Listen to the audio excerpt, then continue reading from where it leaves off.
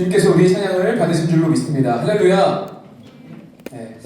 오늘은 우리 읽은 본문 말씀을 근거로 첫 번째 크리스마스라는 제목으로 하나님 말씀을 증언하겠습니다. 여러분들 혹시 크리스마스에 대한 성탄절에 대한 추억이 좀 있으신가요? 있으십니까? 저는 좀 옛날 사람이라 성탄절 하면 떠오르는 추억 중에 새벽송 같은 것도 있고요. 또 매번 성탄절마다 특별히 이제 교회에서 어떤 크고 작은 공연들을 준비했던 기억도 있고, 그리고 밤새 이제 동료 청년들과 같이 밤새면서 놀고 막 이랬던 기억이 있습니다. 각자들 이게 성탄절에 대한 이미지 또 추억 같은 게 있을 거예요, 그렇죠? 네, 이 성탄절 크리스마스라는 것은요, 어떻게 보면 참 대단한 날입니다. 대단한 날이고요, 굉장한 날입니다. 제가 세 가지 관점에서 이게 얼마나 굉장한지 여러분들께 좀 간략하게 말씀드리려고 해요. 먼저 첫 번째는 뭐냐면은 예수님이 탄생하신 거잖아요. 예수님이라는 한 인간이 우리 인류에게 와서 끼친 영향력이라는 게 진짜 엄청나거든요. 종교를 떠나서 일단 종교를 떠나서 기본적인 사상이랄지 아니면 우리 인간이 갖고 있는 의식과 무식에 상당한 영향을 끼쳤습니다. 그래서 우리가 흔히 말하는 이렇게 살아야지, 이것이 옳지라고 하는 여러 부분에 엄청난 영향을 끼쳤던 인물이고요. 종교를 떠나서요. 신앙이 있든 없든 간에. 그래서 인류 역사에 굉장히 큰 영향을 준 인물입니다. 예수님이 태어나지 않았다면요, 인류 역사가 지금처럼 흘러왔을까요? 모르겠습니다. 아닐 거예요, 아마. 그렇죠? 두 번째로는 어떤 관점에서 굉장히 특별하죠? 문화적 관점에서 특별합니다. 여러분, 제가 매번 성탄절 때마다 여러분들하고 이제 막 이런저런 얘기를 할 때, 보통 이제 이 시점에서 여러분 그 음원 사이트 차트 들어가 보면 1위부터 10위권 내에 옛날 노래지만 이 성탄절에 꼭 들어야 되는 뭐 성탄절 캐롤 같은 것도 있잖아요. 이런 것들이 계속 이제 올라와요. 그러면서 뭐 머라이어 캐리부터 시작해가지고 뭐 엑소 노래 같은 거잖아요. 요즘에 막 엄청 뜨더라고요. 그런 것들도 있고요. 아무튼간에 여러분, 이 문화적으로도 이 크리스마스라는 것은 굉장히 특별합니다. 이 날을, 이 절기를, 이 행사를 인류로 봤을 때 인류의 적어도 반 정도는 지키는 것 같아요. 인류의 절반 정도가 함께 동참하는 행사가 뭐가 있을까요? 정말 적게 잡아도 한 반 정도는 여기에 동참하는 것 같은데, 새해 정도의 빅 이벤트 외에는요, 사실은 이 정도의 전 인류적 이벤트라는 것은 없습니다. 특별히 문화적으로 그렇죠. 마지막 세 번째로 뭐가 있을까요? 그리스도인들에게 특별히 엄청나게 영적인 의미를 가져다 주는 날이죠. 우리의 구원이 시작된 날이잖아요, 그렇죠? 그래서 전 세계에 있는 많은 크리스천들은 이 날을 또 엄청 특별하게 여기고 기리고 나름대로의 기념을 합니다. 정말 특별하죠, 그렇죠? 그래서 여러분, 교회에 다니지 않든 간에 여러분 밖에 나가보세요. 지금 얼마나 크리스마스 분위기입니까? 여기저기에서 저런 조형물부터 시작해서 조명부터 시작해서 노래, 뭐 미디어, 그렇죠? 엄청나게 그러한 것들이 정말 많이 있고요. 그 다음에 교회를 안 다니는 사람들도 그 의미를 몰라도 메리 크리스마스 이러고 다닌다고요. 그죠? 그날 기념하고. 제가 이제 알아봤는데 요즘에 여러분 그 딸기 생크림 케이크 얼마냐면요, 10만 원이 넘어가요. 얼마나. 그리고 어디 유명한 거는 막 60만 원, 70만 원도 있더라고요. 어떻게 하다가 뮤지컬 같은 걸 좀 알아보게 됐는데 티켓 값을 알아보게 했어요. 좀 이거 얼마지? 하면서 보게 된 게 있는데, 평소에 15만 원에서 20만 원 정도 하잖아요, 뮤지컬 값이. 보통 이제 괜찮은 자리에서 보면. 크리스마스 당일날 그 얼마일까? 같은 좌석이 알아봤거든요. 90만 원. 보통 둘이 가잖아요. 뮤지컬만 100만 원, 200만 원 드는 거. 그죠? 엄청나죠. 사람들은 이 날을 다들 각자의 어떤 그 기준에 따라서 기념하는 것 같아요. 기념하면서 이렇게 보냅니다. 그래서 세상도 많이 이걸 이야기하고요. 자, 그런데 이걸 이야기할 때 또 다른 이미지가 하나 있는데, 그게 뭐냐면 굉장히 아름답고 포근하고 그리고 긍정적이고 찬란하고 대단하고 막 이런 느낌이란 말이죠. 그래서 크리스마스 때 울상을 짓는 사람은 많이 없어요. 보통은 밝게 지내고요, 웃고요, 기념하고요, 축하하고요, 뭐 이런 분위기란 말이에요. 함께 모여서 이 찬란한 걸 어떤 식으로든 향유하고 새기고 나누려고 한다고요. 그죠? 누군가는 가족과 함께, 누군가는 연인과 함께, 누군가는 친구들과 함께 등등이죠. 자, 그러면 우리가 한번 시간을 돌려보죠. 시간을. 여러분들과 진짜 나누고 싶은 이야기는 그게 아니에요. 뭐냐면 지금이 예수님 생일로 치면은 2025번째 생일이잖아요. 그죠? 그러면 예수님이 진짜 태어난 그 당시 첫 번째 크리스마스는 어땠을까? 이겁니다. 가장 첫 번째. 첫 크리스마스는 어땠을까요? 우리가 지금 현대사회에서 소비하는 것만큼이나 이렇게 찬란하고 설레고 좋고 막 이런 날이었을까요? 이게 시대적 감수성을 총동원해서 한번 그때 당시로 가보자는 거죠.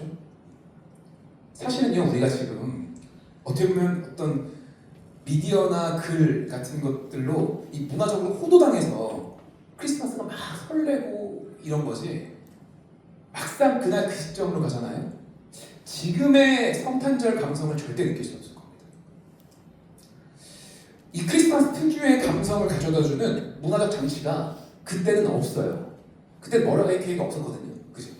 그러니까 특별히 당사자라고 할 수 있는 여러분 보통 생일날 이런 말들 많이 해요. 얼마 전에 다운이 생일이었는데 다운아 생일 축하해. 그러니까 얘가 이러더라고요. 엄마가 고생한 날이지.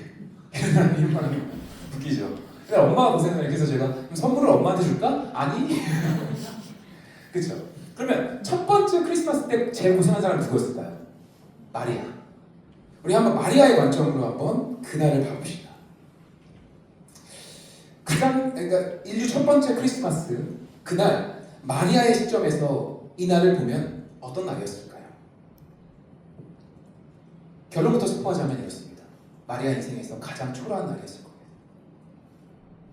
고대 근동에 철저하게 2000년 전 그 여성의 관점에서 그날이 어땠을지 상상해보고 우리 대림절 마지막 주차 우리가 배워야 할 것을 찾아봅시다. 자, 그때 일단 마리아가 임신을 했습니다. 임신을 했는데 예수님을 임신한 마리아는 몇 살이었을까요? 10대였습니다. 10대. 10대. 저희 다운이가 10대거든요. 그렇게 따지고 보면 충격적인 거예요. 10대 여자가 임신을 했습니다. 너무 어리죠. 애가 애를 임신한 거예요. 물론 우리나라도 마찬가지였겠지만 고대 사회는 결혼 정년기 자체가 달라요. 자체가 달랐습니다. 그래서 지금 현대 사회로 치환해 봐도요 20대 초중반입니다. 20대 초중반에 임신한다 라고만 쳐도 굉장히 이르다고 우리는 볼 수 있죠. 어쨌든 너무 어린 나이에 임신했어요. 마리아는. 이런 어린 나이에 여성이 임신을 했는데 문제는 뭐냐면 남편과 결혼 전에 혼전 임신을 하게 된 거예요. 그리고 임신하게 된 상태에서 결혼 과정을 진행하게 되는데 문제는 뭐냐? 그 아이가 남편의 아이가 아니라는 거죠. 여러분 지금도 혼전에 임신부터 하면 사람들 사이에서 설왕설래가 많은데 그죠? 여성의 인권이라는 게 바닥을 치던 그 고대 사회에서는 어린 10대 여자 마리아가 겪었을 그 사건은 어땠을까요? 어떤 충격이었을까요? 그죠? 참 고된 일이었을 겁니다. 그래서 결혼 전부터 결혼 과정 그리고 결혼 이후에도 마리아는 어쩌면 굉장히 심적으로 많이 힘들었었고 편안하지 않았을 수 있어요.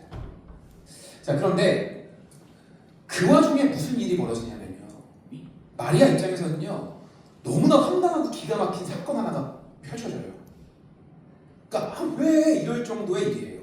자, 그게 뭐냐면 국가 정책 하나가 시행이 되는데 호적을 원적지에 가서 등록하라는 그런 국가 정책이 시행이 되는 거예요. 그러니까 내가 태어난 고향도 아니고요, 내가 원래 소속된 고향, 본적 있죠. 거기에 가서 이제 그걸 등록을 하는 거예요.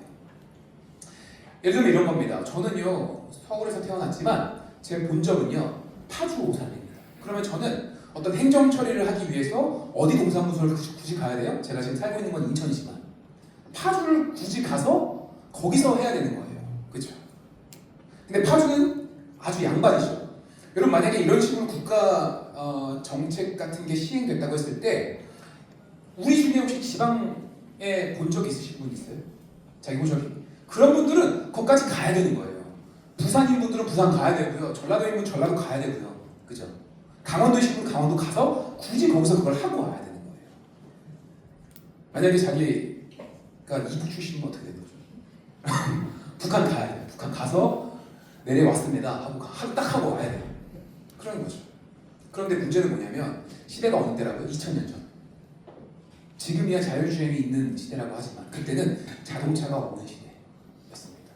자 그러면 나의 본적까지 걸어서 혹은 나귀 타고 갔다 와야 되는 겁니다. 이게 마리아 입장에서 참 기가 막힌 일인 거예요. 이게 국가 정책으로 갑자기 시행이 된 거예요 지금. 당시에는 정말 기가 막힌 민족 대이동이 막 시작된 겁니다. 난리가 났어요. 전국적으로 그냥 막 자기 본적 가서 그걸 하고 오느라고 난리가 날 겁니다. 자, 오늘 우리가 성경을 보니까 갈릴리에서 베들레헴까지 갔다고 하는데 이게 거리상 얼마나 될까요? 150km입니다. 150km. 여러분 제가 러닝할 때도요. 진짜 가끔 컨디션 좋을 때 10km 뛰고 한 2, 3일 골골대거든요. 10km 떴다 그러면 사람들 와 대단하다 이래요. 그런데 150km라고 무려 150km 15배. 그런데 그게 또 마냥 직선으로 쭉 뻗은 아스팔트 길이 아니라 어떤 길이에요? 비포장도로예요. 비포장도로. 막 이렇게 굽이굽이 가야 되고 또 뭐죠? 구릉 지역을 넘어가야 돼요. 또 이렇게. 그런 거 150km. 실제 경로로 하면 사람들이 환산해 보니까 어느 정도냐 하면은 한 250에서 300km 정도 되는 거리예요. 그 길을 걸어서 혹은 나귀 타고 가야 되는 겁니다. 동사무소 호적 하나 타요.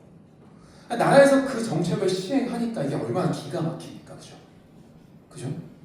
사람들 입장에서는 정말 황당한 일이에요. 그런데 마리아 입장에서는 더 황당하죠. 왜? 지금 마리아의 상태가 어떤 상태예요? 그렇죠? 출산이 임박한 임산부. 그러니까 왜 내가 하필 마음적으로도 이렇게 힘들고 출산이 이렇게 임박했을 때 하필이면 이런 국가적 정책이 시행이 돼가지고 그죠? 정말 안타깝고 짜증스러운 상황이잖아요. 얼마나 고됐을까요? 짧게 잡아도 200km, 넉넉하게 300km가 되는 그 거리를, 그 여정을 임신한 만삭의 몸으로 아직까지 그렇게 편하지도 않은 그 남편 요셉하고 같이 매일매일 이동하는 거죠. 그거 하나 하려고. 꾸역꾸역 그 길을 걸어서 어찌됐든 결국엔 그래도 베들레헴에 도착을 했습니다. 요셉의 고향이죠. 고향이지만 또 아까도 말했지만 원적지이기 때문에 친척이나 아는 사람 한 명 없는 낯선 곳입니다. 그렇죠? 또 갑작스러운 이런 정책 때문에 사실 아까도 말했지만 민족 대이동이 시작됐다고 했잖아요. 그러다 보니까 그 당시 베들레헴의 여관들의 상태가 어떻겠어요?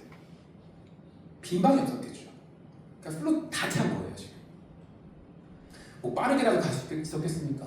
이 만삭의 몸으로.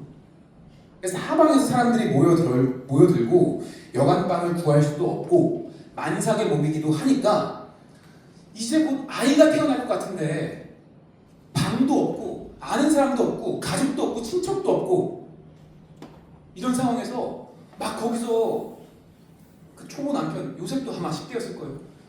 초보 남편 요셉하고 같이 안절부절 못하고 있는 그 상황을 한번 상상해 보라는 거예요. 지나가다가 그 베들레헴 사람 중에 누구라도 그걸 봤으면 어떤 사람이라도 아유 사정이 딱해 보이는데 어디 지금 묵을 곳 없어 보이는데 저희 집에 일단 가서 좀 이렇게 해보시죠. 이럴 수도 있을 것 같은데 그런 일조차 벌어지지도 않습니다. 저희 아내가 되게 그 속상했던 적이 있었는데 그게 뭐냐면 다운이 만삭이었을 때 이렇게 자꾸 아이고 이렇게 지하철 탔는데 아무도 자리를 비켜주지 않을 때 되게 속상했었대요. 그래서 막 일부러라도 이렇게 소리를 냈는데도 아무도 자리를 안 비켜줬대요. 그때 되게 속상했다는 기억이 그런 말이 기억나는데 여러분 그냥 불과 지하철 자리 양보해주는 수준이 아니라 지금은 출산이 임박한 상황이에요. 그럴 때는 차도 막 비켜주는 상황인데 여러분 오갈 데가 없는 겁니다. 근데 이해는 되죠. 워낙 난리였을 거예요. 그런 국가 정책이 시행되니까. 엄청난 사람들이 이동한 사건이니까 베들레헴에 원래 살던 사람들도 아마 패닉이었을걸요. 그죠? 하여튼 그러니까 마리아 입장에서 봅시다. 만삭이에요. 이제 아이를 낳아야 돼요. 여간에 방도 없어요. 누가 나를 방으로 이렇게 막 배려해주는 사람도 없어요. 근데 여기서 마리아가 어쩌면 이런 생각을 했을지도 몰라요. 나를 위한 작은 방 하나 있을 그런 조그만 기적도 없을까? 일어나지 않을까? 되게 작은 기적이죠. 되게 작은 기적. 그러니까 우리가 생각하는 기적은 뭐예요? 어디 가서 로또 한번 당첨되면 어떨까? 지나가다가 운명처럼 어떤 큰 사건을 만나서 내 인생이 쭉 펼쳐지면 어떨까? 우리가 생각하는 기적은 그 정도라고요. 내가 지금 병이 걸렸는데 이게 기적처럼 나으면 어떨까? 이런 거라고요. 근데 지금 마리아가 어떻게 보면 그 기대하는 기적이라는 건 뭐냐면 되게 작은 기적이에요. 뭐예요? 임산부에게 출산을 앞둔 만삭의 임산부에게 누구 하나가 방을 내어주는 거. 이건 사실은 어떻게 보면 있을 법도 한 일이잖아요.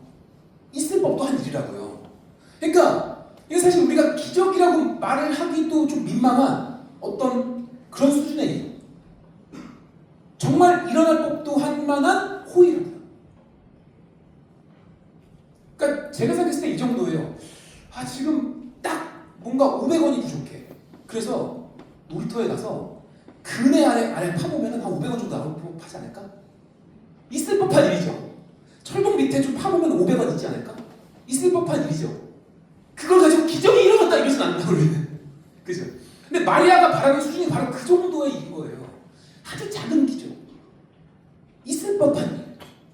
그런데 이 작은 일조차 지금 마리아에게 일어나지 않고 가능성도 안 보여서 그걸 기적이라고 부르는 것 자체가 참담한 거죠.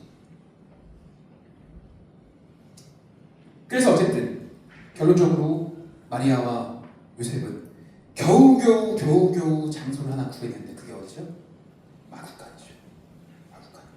자, 우리가 이 마구간이라는 단어를 들으면요 느끼는 레인지가 너무 넓어요. 넓어가지고 이걸 좀 좁혀볼 필요가 있습니다.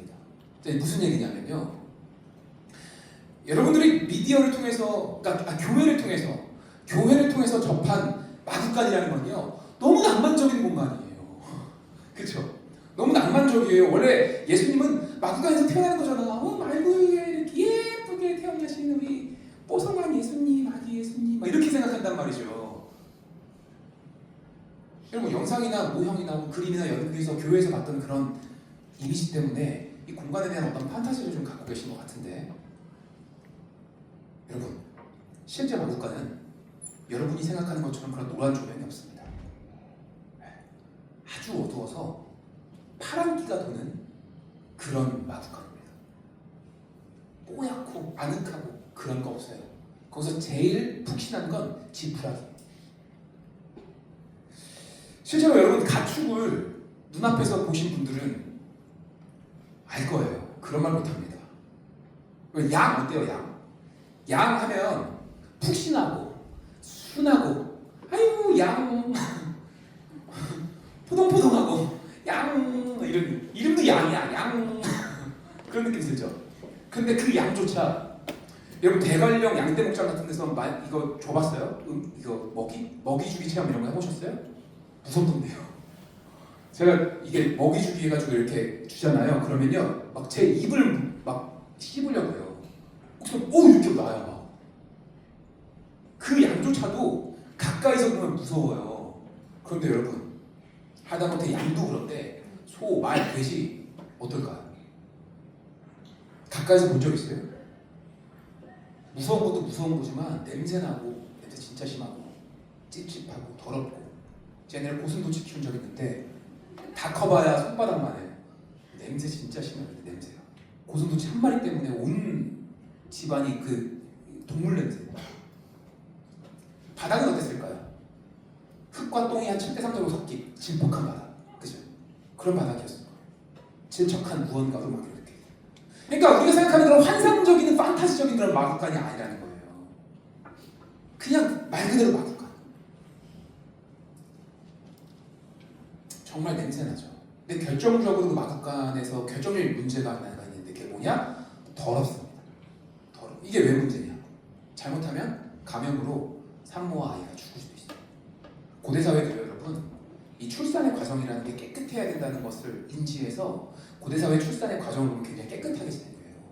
그런데 지금 그렇게 더러운 곳에서 그런 출산의 과정이 진행되는 거죠. 한마디로 위험한 곳입니다. 자, 이 마리아의 비극을 한번 쭉 제가 나열해봤는데 어떠세요, 여러분? 마리아가 그곳에서 갓 낳은 아이를 안았습니다. 마리아 입장에서는요, 얼마나 서러웠을까요? 얼마나 초라했을까요? 너무너무 초라했겠죠.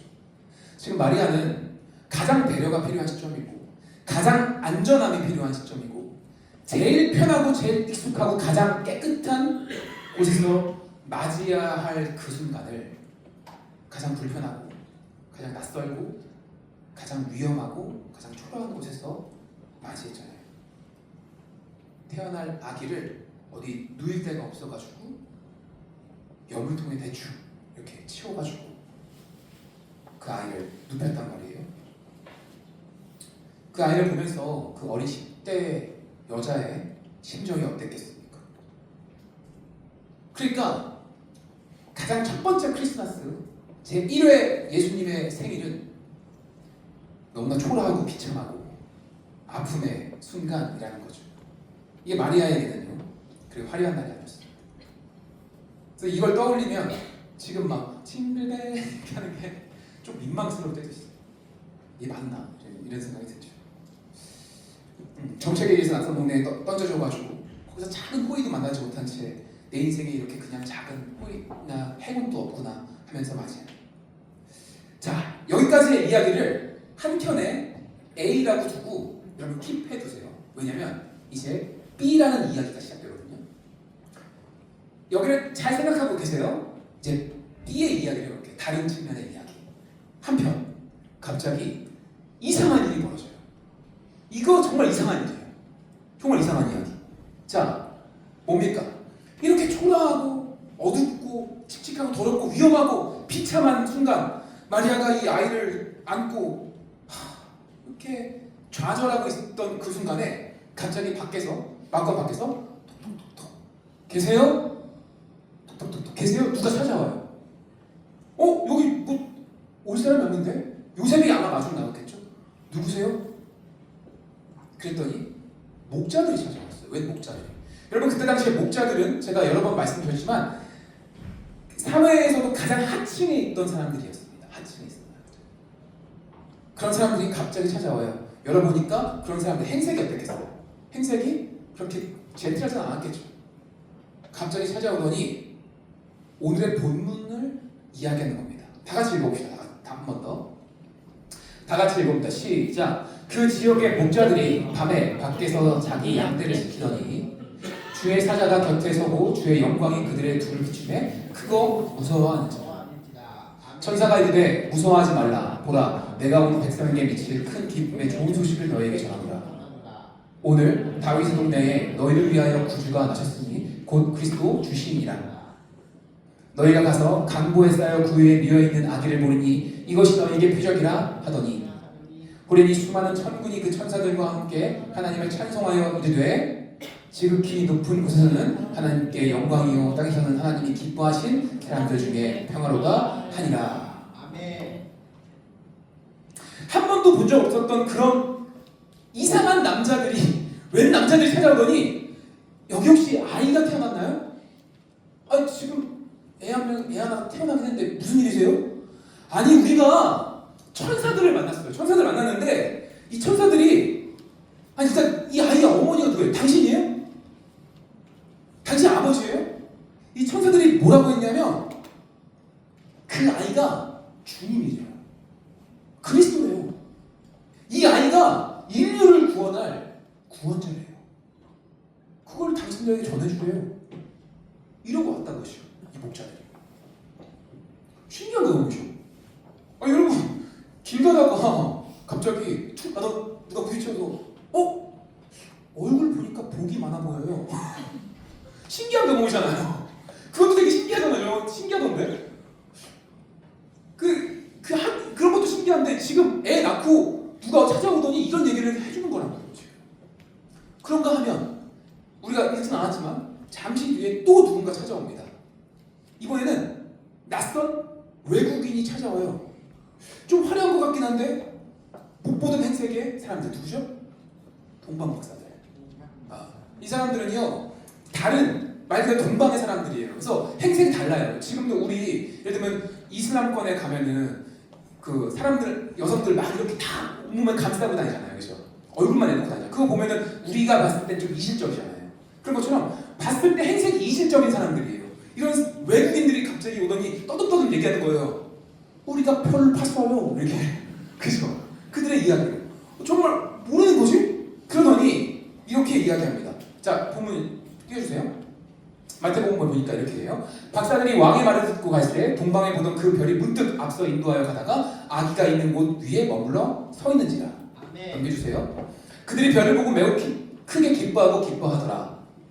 집에 들어가 아기와 그의 어머니 마리아가 함께 있는 것을 보고 엎드려 아기께 경배하고 보배합을 열어 황금과 유향과 모략을 예물로 드리니라.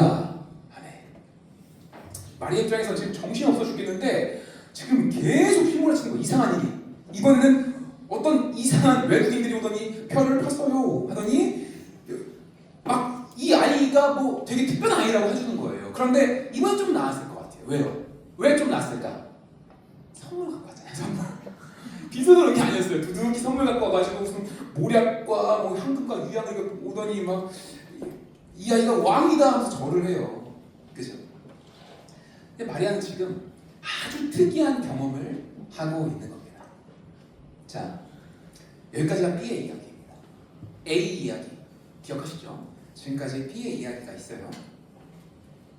지금 우리는 첫 인류 최초의 크리스마스에서 벌어진 두 가지의 종류의 일을 함께 들었습니다. A와 B.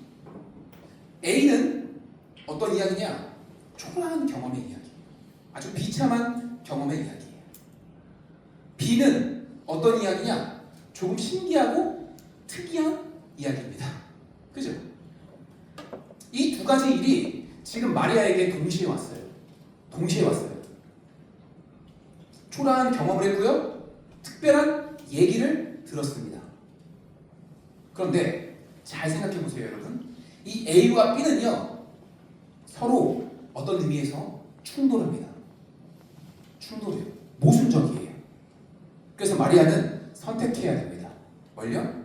지금까지 자기가 경험했던 경험을 선택하거나 혹은 자기 경험과 자기 환경에 집중하거나 혹은 지금 내 앞에서 펼쳐진 이 희한한 이야기, 특이한 이야기를 듣고 여기에 집중하거나 이 둘 중에 하나를 선택해야 된다고요. 왜? 이 둘은 모순되거든요. 자, 우리가 한번 마리아가 선택하지 않은 것을 한번 생각해 봅시다. 마리아는요, 지금 자기에게 들려준 이 이야기를 무시하기로 했어요. 그리고 내가 지금까지 쭉 겪어왔던 내 환경에 집중하기로 했어요. 그냥 내 앞에 이 이상한 낯선 아저씨들이 들려주는 이 말이 아니라 자기가 지금까지 경험해왔던 이 경험치, 경험한 환경으로부터 오는 이 느낌, 내 감각, 내 판단을 믿기로 했다고요. 그러면 저 같은 사람들은 이렇게 합니다. 자, 보세요. 마리아는 이 이야기를 무시할 만한 충분한 근거와 경험을 갖고 있죠? 그쵸? 얼마나 지금 비참하고 초라합니까? 그럼 마리아는 본인이 직접 보고 느끼고 만지고 들은 것을 그런 것이 있는데 그거에 비해서 지금 이 낯선 아저씨들이 들려주는 이 이야기는 너무나 황당하고 그저 말뿐이잖아요. 말뿐이잖아요. 부정적으로 말해볼까요? 목자들이 찾아왔어요. 그래서 이렇게 말하는 거예요. 천사들이 막 우리한테 이런 얘기를 했어요. 했더니 마리아가 이렇게 삐딱하게 들으면서 이러는 거예요. 아휴, 그 천사들은 왜 여기 나오고 당신한테 갔대? 아니 내가 그 말이 사실이면은 그 위대한 천사들이라는 사람들이 작자들이 나한테 와서 내가 힘들 때 날 도와줘야지. 마리아는 천사를 못 만나잖아요. 마리아가 만나는 건 그냥 자기의 비참한 현실이었을 뿐이었다고요.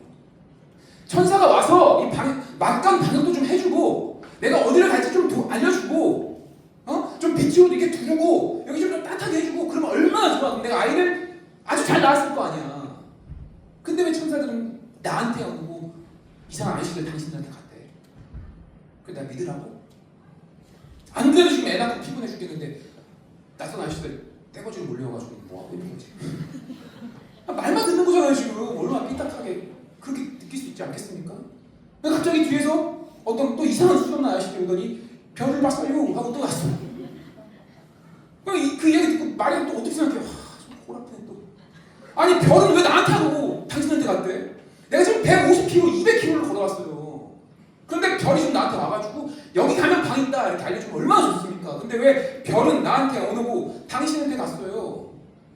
왜 내 여행길에는 별이 없었는데, 왜 내 인생에는 별이 없었는데, 왜 내 별은 나한테 안 오고 거기로 간 건데? 이렇게 얘기할 수 있잖아요, 말이에요. 그죠? 여러분, 우리는 이 지점에서 우리의 인생을 봐야 돼요. 우리의 삶을 봐야 돼요. 이게 사실 지금 현실을 살아가고 있는 우리의 말 아닙니까? 여러분들도 자주 이렇게 이야기하잖아요. 제가 이 설교의 자리에서만 수없이 이야기합니다. 하나님이 우리와 함께 하십니다. 하나님이 우리를 인도하여 주십니다. 이렇게 수없이 외치지만 여러분들의 대답은 이거예요. 아니 내 인생이 이 모양인데 무슨 하나님이 나를 인도하십니까? 목사님 당신이 말하는 그 하나님, 그 은혜, 그 보호하심 왜 내 인생에 나타나지 않는 건데? 그렇게 되묻는 게 우리의 인생 아니냐? 여러분 마리아도 그러지 않았겠어요? 우리가 평생 하는 얘기 그거잖아요. 말씀이 뭐라고 얘기하던 다른 사람이 뭐라고 얘기하던 목사님이 설교를 뭐라고 얘기하던 간에 어쨌든 내 인생에는 별이 없었고 어쨌든 내 인생에는 천사가 찾아오지 않았으니까 그럼 나는 별, 천사, 뭐 은혜, 동행, 함께하심, 보호하심 못 믿겠다 이거죠. 우리도 이런 고백을 한다. 그러니까 마리아도 얼마든지 그런 고백을 할 수 있어요. 왜? 말뿐이잖아요. 자기 환경을 근거로 내가 경험한 경험을 근거로 세상에 들려오는 말을 근거로 하나님을 무시할 수 있는 게 마리아라는 겁니다. 자 그런데 우리 성경에서 마리아는 어떤 선택을 합니까? 마리아는 그렇게 선택하지 않아요. 반대로 얘기하죠. 여러분 이게 결코 쉬운 게 아니에요. 결코 쉬운 게 아닙니다. 지금 우리의 인생을 보세요. 여러분 우리 인생도 뭐 좀 국가 정책에 끌려다니는 것 같지 않습니까? 얼마 전에 우리 코로나를 겪었습니다. 코로나 때 그 직전에 카페를 개업했는데 국가에서 몇 시까지 통행 금지, 뭐 몇 명 금지 이런 거 시행 딱 내리니까 그래서 카페 망하는 사람, 뭐 자영 망하는 이야기 너무 많이 있잖아요. 그것뿐입니까? 어떤 정책이 시행되고 무슨 구조가 바뀌고 국가에서 뭘 내리면 여러분 우리 인생이 지금도 계속 바뀌잖아요. 청년이 내 삶을 자주유지하는 것 같잖아요. 그죠?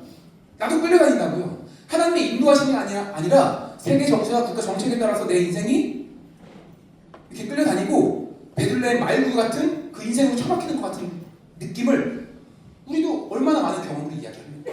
그뿐입니까? 각박하고 경쟁적이고 각자 도생의 이 세상 속에서 내 인생에 작은 기적 하나 정말 있을 법한 호의 하나 없잖아요.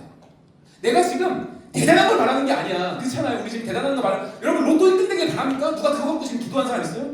주님 저에게 로또 1등이 될 수 있도록 도와주시옵소서. 주여 삼창하고 기도하겠습니다. 이런 사람이 어디 있어요? 그런 기적을 바라는 사람 없잖아요. 우리가 바라는 기적이라는 게 뭡니까? 아주 작은 호의.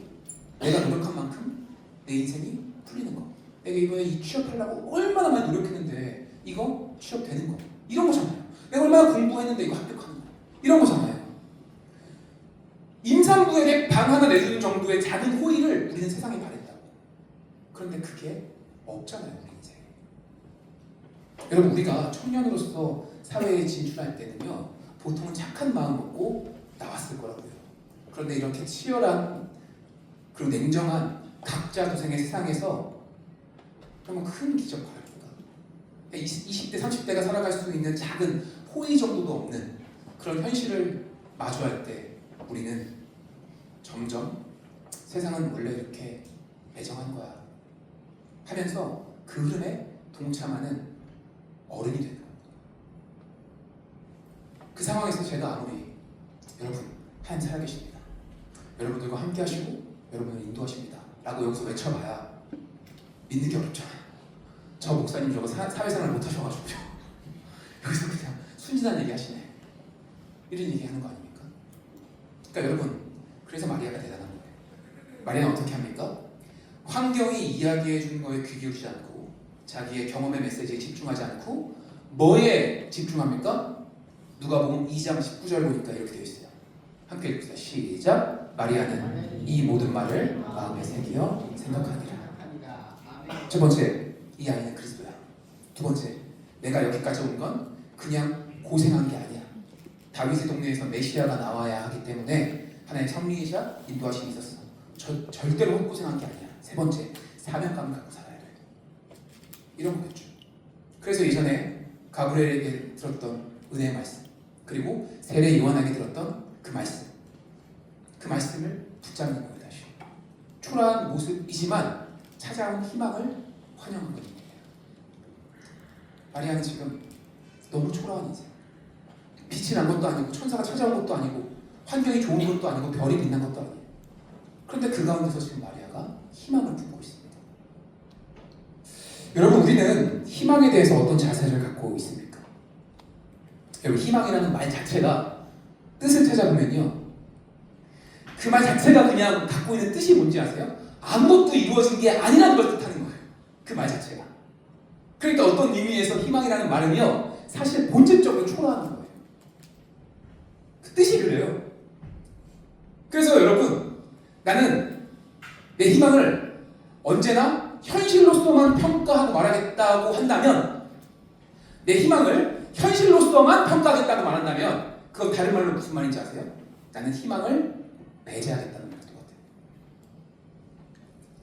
그래서 현대 사람들은 희망이라는 말 대신에 더 좋아하는 말이 하나 있습니다. 그게 뭐죠? 가능성. 가능성이라는 말을 훨씬 더 좋아해요. 여러분도 이 말 들으니까 이제 속이 좀 풀리죠? 아, 그치, 가능성이지. 가능성, 좀 이제 시원하네. 가능성에 대해서만 이야기합니다. 그런데 가능성은 희망이 아니에요. 말씀은 그것을 구분합니다. 가능성은 희망이라기보단 어떤 현실에 근거해서 예견하는 거에 가까워요. 예를 들어볼까요? 제가 챗GPT한테 물어봤습니다. 2026년 월드컵에서 우리나라가 16강에 진출할 확률은 30%에서 35% 정도 된대요. 그 정도의 가능성이 있대요. 현실적으로 근거를 해보니까. 그렇다면 저는 결정하는 거죠. 뭐요? 밤을 새워서 경기를 봐야겠다. 그죠? 왜요? 30%면은 직관할 만하잖아요. 그런데 우리나라가 16강에 진출할 확률이 예를 들면 한 5%래. 그러면 뭐하러 그 새벽에 밤을 새워 그냥 자고 일어나서 다음날 경기 결과나 보지. 30% 정도 되는데 이거 그럼 잠 안 잘 법한데? 가능성을 두고 결정을 하는 거죠. 내가 이번 달 매출이 이 정도 나왔으니까 이렇게 1년 벌면 연 매출이 이 정도 되겠다. 그죠? 현실의 근거로 가능성을 본다고요. 내가 모의고사를 한 4번 봤는데 다 80점 이상 나왔으니까 이번 본고사 때 내가 합격을 하겠다, 안 하겠다. 가능성을 두고 가는 거죠. 그런데 여러분, 이건 우리가 희망이라고 말하지 않아요. 그래서 세상은 항상 우리에게 경험과 어떤 물질을 근거로 가능성을 얘기해 줍니다. 그래서 그 가능성이라는 게 여러분, 우리 마음을 시원케 하고 때로는 우리에게 힘을 주기도 하지만 사실 더 현실적으로 말해보잖아요. 이 가능성의 이야기들은요, 사실 우리에게 대부분의 경우 우리에게 힘을 주기보단 뭘 줍니까? 좌절을 줘요. 이 가능성의 이야기는요, 대부분 우리에게 뭐라고 얘기하냐면, 야, 너 소망 없어, 이렇게 얘기해 준다고요. 왜? 세상은, 주변은 항상 현실과 경험의 맥락 안에서만 내 인생을 해석하는 거예요. 그래서 여러분, 한번 세상이 말하는 가능성을 생각해보세요. 나에게 뭐라고 외치고 있나? 아, 나이 40 넘었는데 가수 한번 해봐도 될까? 야, 그럴 가능성 없어. 항상 가능성은 우리에게 포기하게 하고 좌절하게 합니다. 자, 그런데 희망은 다릅니다. 희망은 경험과 현실의 맥락 밖에서 찾아와요. 지금 내 눈에 보이지 않아도, 막막해도, 그래서 현실과 경험의 잣대가 계속 나를 향해서 뭐라고 얘기하냐면 포기해! 포기해! 라고 얘기할 때도 희망은 절대 포기를 하지 않습니다. 저도요, 20대 때 되게 막연했어요. 내가 사람 무시할 수 있을까? 내가 정말 취업이나 할 수 있을까? 내가 결혼할 수 있을까? 아니, 결혼하더라도 이후에 삶에 돈이 너무 많이 든다는데 내가 과연 할 수 있을까? 내 아이를 양육할 수 있을까? 진짜 그때 그 고민할 때 기억나요. 제가 그 고민할 때 저한테 주어진 제 자산이라는 게 뭐였는지 아십니까? 책 수백 권과 통기타 하나와 보드게임 한 100여 개. 이게 제가 갖고 있는 전부였어요. 아무것도 가진 게 없는 저를 보면서 희망이 안 보였어요.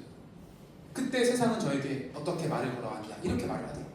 준서가, 너 스펙도 없는데, 너 자격증도 없는데, 너 재산도 없는데, 너 학벌도 없는데, 너 루저야. 네가 무슨 경험이야? 네가 무슨 뭐 양육이야? 네가 그 중년 이후에 잘 살아줄 수 있을 것 같아? 그렇게 세상은 저에게 말을 걸어옵니다. 그런데 여러분, 가능성의 잣대로 보면 그렇죠. 그 시기를 한참이나 지나고 40대가 되어 되니까 이제 알겠어요. 아무것도 보이지 않던 그 시기에 나를 향한 주님의 섭리와 빛이 발하고 있었고 태동하고 있습니다. 여러분, 제 나이는 이제 가능성을 이야기할 나이는 아닙니다. 제 주변 사람들은요, 지금 뭘 시작하는 사람들이 아니라 인생에서 얼추 뭔가 결정된 사람들이 대부분이에요. 그런데 살아보니까 제 주변 사람들 중에 어릴 때부터 나 이렇게 살 거야, 나 이렇게 살 거야 라고 말했던 사람들이 많거든요. 지금에 와서 보니까 나 이렇게 될 거야, 이렇게 살 거야 라고 말했던 사람들 중에 자기 계획대로 된 사람이 한 명도 없습니다. 정말 거짓말처럼 한 명도 없어요. 자기 계획 밖의 일들을 하고 살아요. 그래서 여러분, 인생이 그렇습니다. 내가 아무리 머리 굴러봐야 삶은 절대로 가능성대로만 흘러가지 않는다는 거예요. 오히려 저는 그게 더 믿음이 필요한 것 같아요. 삶은 내가 계산한 가능성대로만 흘러갈 거야 라는 게 오히려 더 믿음이 필요하다. 그러니까 여러분, 가능성의 잣대로 여러분의 인생을, 삶을 재단하지 마시고, 절대 실망하지 마시고, 절대 좌절하지 마시고, 절대 스스로를 비판하지 마세요. 왜냐? 현실과 가능성을 뚫고 오는 희망이 있습니다. 이게 성탄이 우리에게 주는 아주 근본적인 메시지. 그리스도는, 메시아는, 우리 인류의 구원자는요, 소망이 없다 라고 말하는 곳에서 태어났습니다. 계급 최하층민인 목자들이나 들어올 수 있는 그 마국간 같은 곳에서 소망이 나왔어요. 사실 우리의 삶에도 그렇게 찾아옵니다. 여러분의 인생에서 소망 없다 말하고, 희망 없다 말하고, 현실과 경험의 잣대로 가능성만 쫓는 우리의 삶에 충분히 희망이 찾아옵니다. 그래서 우리도 변할 수 있습니다. 마리아가 그랬던 것처럼 우리도 주님을, 그분의 도우심을, 은혜를, 동행을 현실의 관점이 아니라 희망의 관점으로 봐야 하는 거예요. 이미 여러분의 인생 가운데서도 주님이 태어나셨습니다. 할렐루야! 아멘. 작고 초라한 구유에 누인 아기가 인류를 구원한다는 말도 안 되는 거대한 이야기처럼 내 삶이 작은 구유에 초라하게 누인 것처럼 보여도요, 결국 찬란하게 꽃피울 거라는 그 희망을 절대로 놓지 마시기 바랍니다. 아멘. 말씀을 맺겠습니다. 우리 찬양팀 나와서 좀 도와주세요. 우리가 지금 누리고 있는 이 성대한 그 찬란한 설레이는 이 크리스마스 성탄의 시작이 너무나 초라했음을 기억하고요, 내 삶도 그리고 이 땅도 주님이 그렇게 만들어가고 계시다는 희망을 품어야 우리는 이 대림절을, 주님의 탄생을 기쁨으로 기다릴 수 있습니다. 우리 다 함께 기도합시다. 기도할 때에 말씀 기억하시면서 함께 기도하시는데 첫 번째, 내 인생을 있는 그대로 주님 앞에 올려드리고 그 희망을 다시 한번 부르시면서 주여 도와주시옵소서, 함께하여 주시옵소서. 우리 다 함께 그렇게 말씀하면서 기도하셨으면 좋겠습니다. 이 시간 기도하실 때 주의 이름 3번 크게 부르시고 통성을 함께 기도하겠습니다.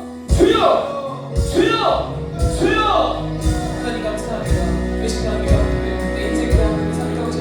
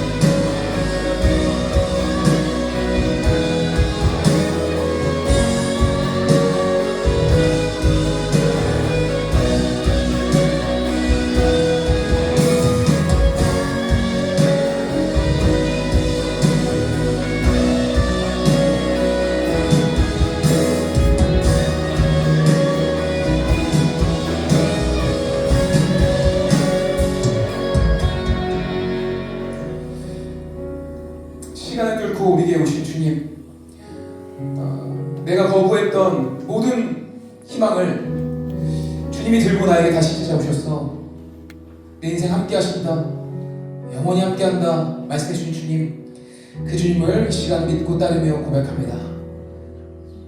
주님의 오심을 다시 묵상하며 하나님, 주님과 함께하는 인생 다시 걸어갈 수 있게 도와주시옵소서. 놓아버렸던 믿음을 다시 부여잡고 주님을 바라보게 하여 주시옵소서. 그 믿음을 말미암아 땅 가운데서 강건하게 걸어가게 하여 주시옵고 열매 맺으며 주님과 함께 승리하는 인생가 되게 하여 주시옵소서. 고백하고 기도한 대로 주님을 따르고 믿습니다. 그 말씀을 다시 한 번 더 붙듭니다. 주여, 하늘을 바라보는 눈을 아버지 열게 하여 주시옵고 주님께 더욱더 기도하고 매달리게 하시며 또한 인내하는 우리의 믿음이 있게 하여 주시옵소서. 하나님, 이 시간에 다시 한번 주님을 바라보니 우리 삶에 필요한 그 자리 가운데 찾아오셔서 말씀하여 주시옵고 함께하여 주시옵고 힘과 능력 되어 주시옵소서. 모든 것을 주님께 맡겨드립니다. 다시 한번 주의 오른팔 가운데 내 삶을 의탁드리오며 이 모든 말씀 살아계신 예수님의 이름으로 함께 기도했습니다. 아멘. 우리 고백을 드신 주님 앞에 다시 한번 박수를 영광을 드립니다.